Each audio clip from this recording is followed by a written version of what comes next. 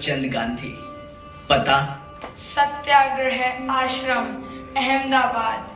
पेशा किसान बुनकर। उम्र 53 साल।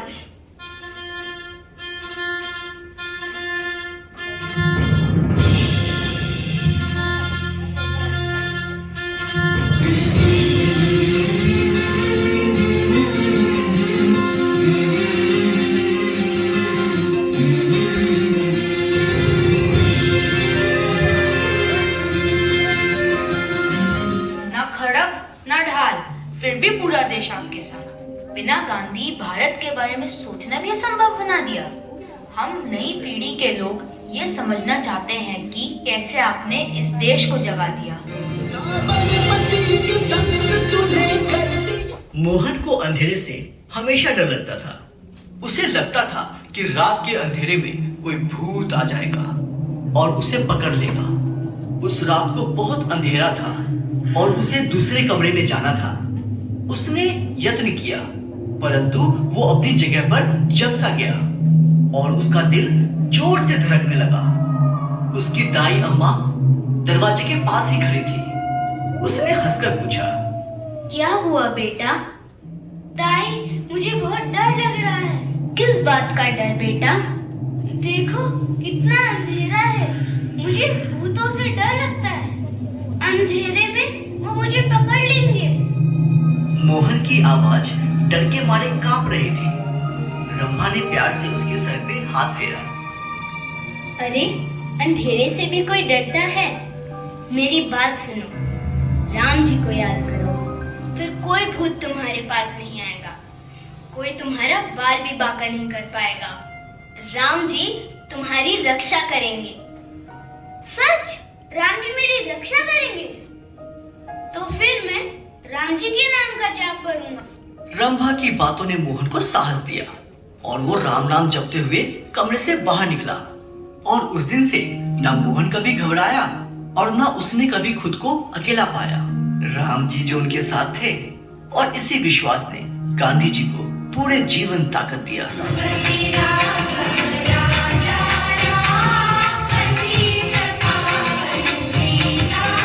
मोहन राजा हरिश्चंद्र का नाटक देखना चाहता था।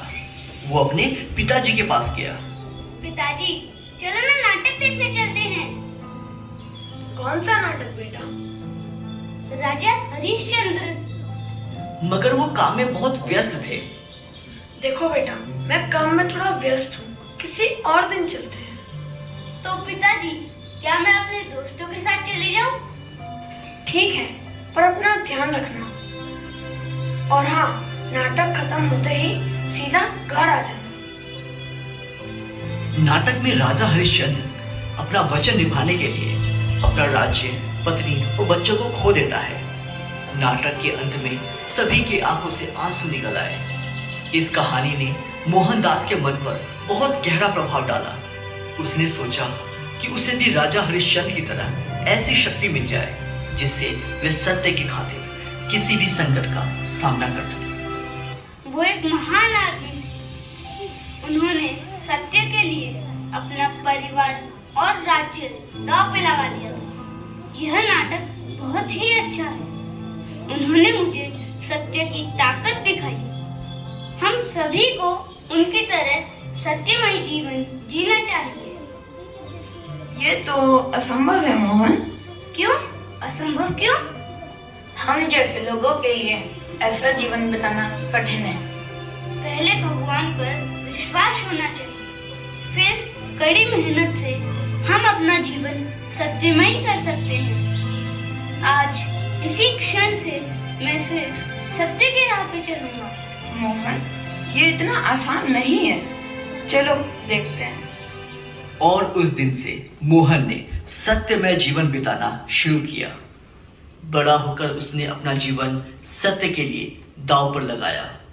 सत्य और साहस ने उसे जीवन के अत्यंत कठिन परीक्षा में सफल बनाया, जिसे देखकर सारा संसार चकित रह गया।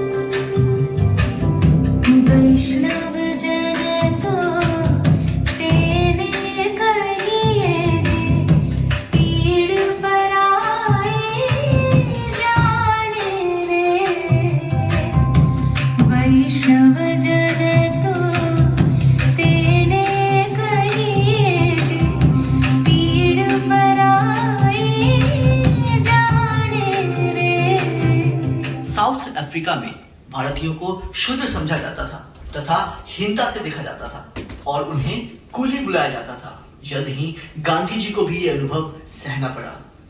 गांधी जी रेलवे के प्रथम श्रेणी से प्रिटोरिया जा रहे थे और बीच में एक यूरोपियन यात्री वहां दाखिल हुआ और उसने गांधी जी को देखा। तुम यहाँ क्या कर रहे हो? चलो निकल जाओ यहाँ से। लेकिन मेरे पास यहाँ का टिकट है, मैं यहाँ पे बैठ सकता हूँ।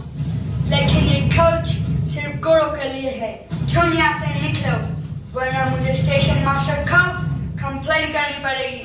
मेरे पास इसी श्रेणी का टिकट है और मुझे यहाँ बैठने का पूरा हक है। उस आदमी ने स्टेशन मास्टर से शिकायत की। इस कुली को बाहर निकालो और उसको तीसरे दर्जे में डालो। गांधी जी ने उनसे बहस करने की कोशिश की पर उनकी बात किसी ने नहीं सुनी। तुम ऐसा नहीं कर सकते, मेरे पास प्रथम श्रेणी का टिकट है। अब मुझे तुम्हारे साथ जबरदस्ती करनी पड़ेगी। पुलिस वाले ने गांधी जी को उनके सामान के साथ बाहर धकेल दिया।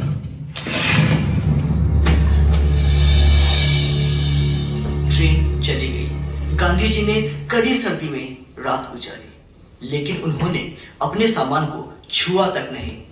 इस घटना ने उनके जीवन का रास्ता ही बदल दिया। उन्होंने ऐसे अन्याय के विरुद्ध सत्य के हथियार का प्रयोग किया और आगे इसी हथियार को सत्याग्रह का नाम दिया गया। माटी पुकारे तुझे देश पुकारे, आजा रे अब आजा रे। भूले हटा है हमें राह दिखा दे, आजा रे राह दिखा दे। और सरपट उनकी चाल रे, दुबले से पतले से थे वो चलते सीधा दौड़ गए। वंदे मातरम, वंदे मातरम, वंदे मातरम, वंदे मातरम, वंदे मातरम, वंदे मातरम, वंदे मातरम, वंदे मातरम, वंदे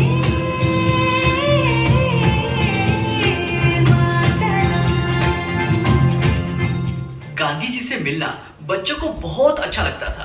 एक दिन एक छोटा बच्चा गांधी जी की पोशाक देखकर बहुत दुखी हुआ। उसे आश्चर्य हुआ कि इतना महान व्यक्ति कुर्ता भी नहीं पहनता। वो गांधी जी के पास गया।